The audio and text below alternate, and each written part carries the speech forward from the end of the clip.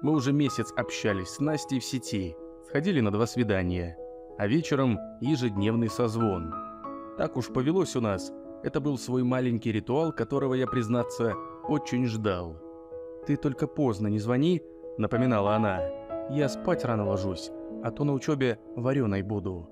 Сперва я подумал, что склею эту длинноногую красотку, да и отпустит меня.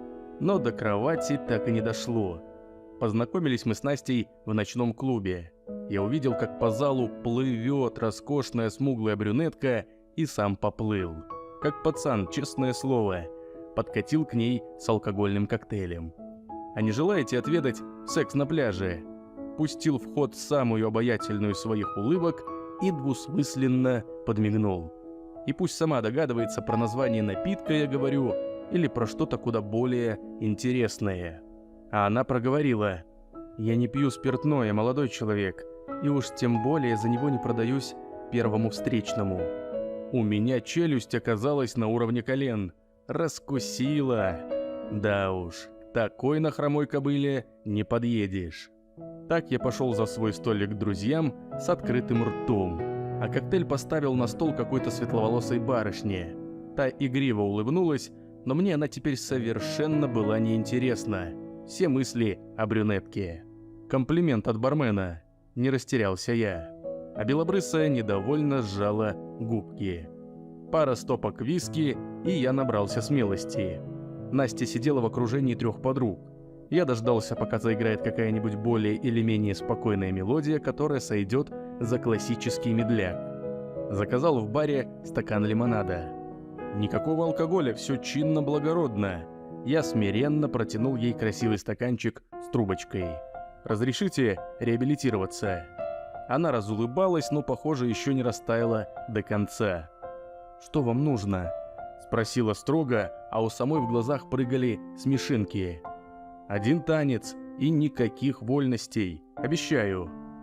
Ох, за этот танец я успел утонуть в ее бездонных голубых глазах, вырваться на поверхность, а потом снова пойти на еще более глубокое дно.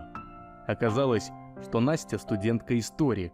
Уже на свидании, на которое я ее пригласил сразу после танца и для верности взял телефончик, она показала себя не только как красивая и ухоженная девушка. Нет, Настя оказалась не пустышкой, а невероятно умной и веселой. Мы разговаривали с ней об античной культуре, философах и поэзии. А какое у нее чувство юмора! Мы смеялись до упаду. Конечно, я не удержался, пригласил домой на чай и киношку, но сам рассчитывал соблазнить Настю, ну или хотя бы немного распустить руки. Как предсказуемо, разочарованно проговорила она. Во-первых, на первом свидании я не позволяю себя раздевать. Ну а во-вторых, она посмотрела на циферблат наручных часов. Уже поздно, мне пора домой дописывать лекции. Я поклялся, что ничего такого и в мыслях не имел, ну и проводил ее до подъезда. У двери я удостоился поцелуя. Пока шел к себе, улыбался всю дорогу, как идиот. Влюбился.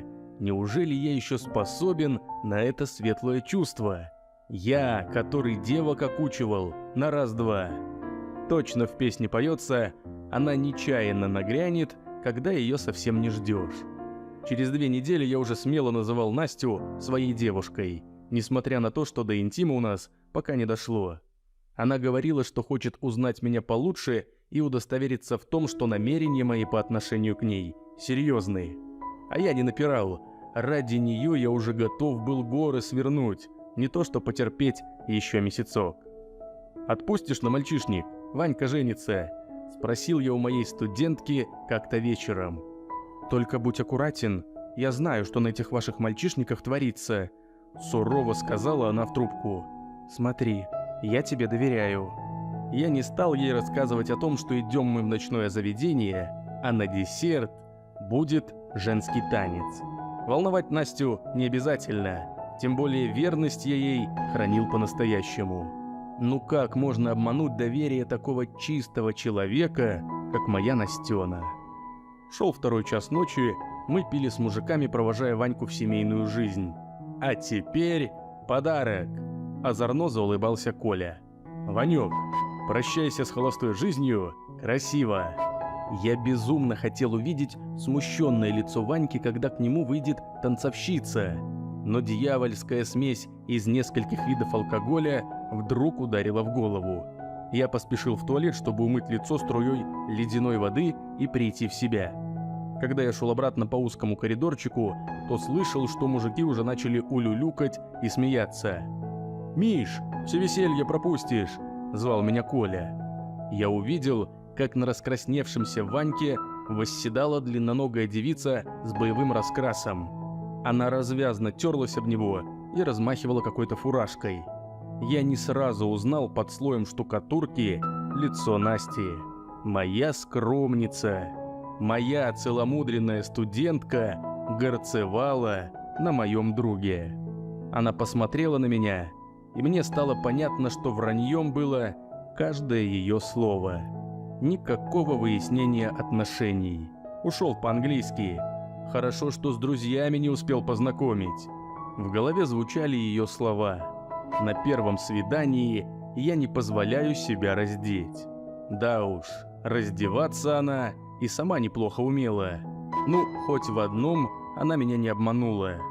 То, что творится на мальчишниках, она действительно знала не понаслышке. Она, кстати, после этого мне не звонила. Никаких оправданий, никаких просьб простить ее. Исчезла из моей жизни так же эффектно, как и пришла в нее. Знаете, что я теперь думаю? Лучше хищные стервы. Они хотя бы не лгут и играют по правилам. Они знают, чего хотят и от мужика, и от жизни. Ну а вы будьте осторожнее с божьими одуванчиками.